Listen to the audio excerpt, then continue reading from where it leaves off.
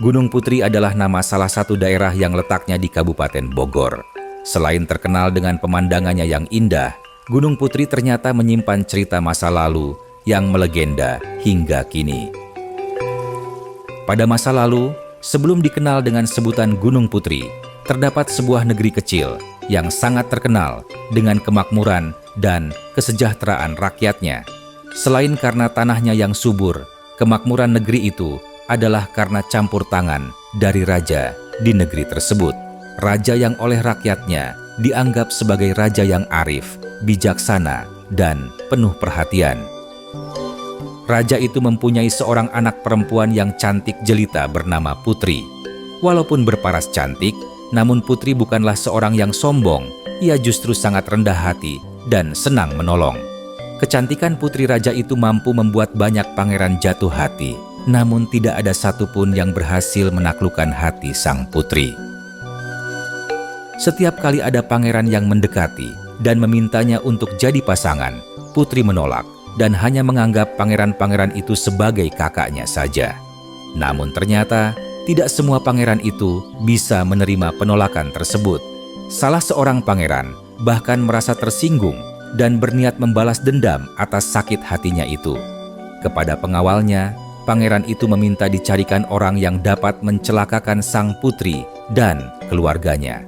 Setelah mendapatkan apa yang ia cari, pangeran itu segera berangkat menemui putri dan berpura-pura setuju atas keinginan putri yang memintanya sebagai kakak saja.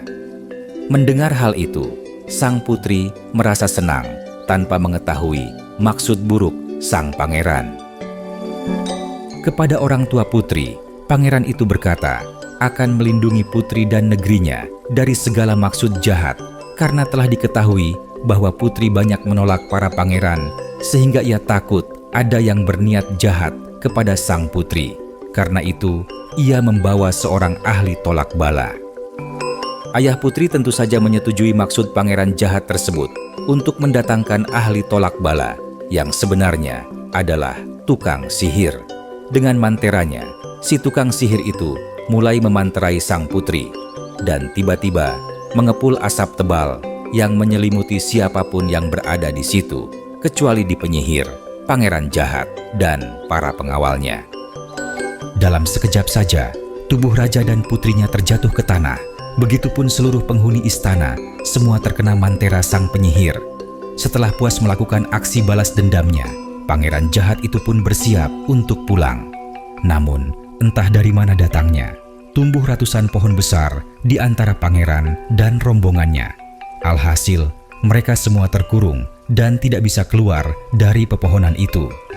Setiap malam tiba, di wilayah itu selalu mengeluarkan hawa dingin yang tidak seorang pun mampu menahan hawa dingin tersebut. Daerah tempat meninggalnya sang putri dan keluarganya, dan juga pangeran jahat beserta rombongannya itu, kemudian dikenal dengan sebutan Gunung Putri. Selain cerita rakyat tentang Putri Raja, terdapat cerita lain yang berkaitan dengan Prabu Siliwangi dan Pajajaran.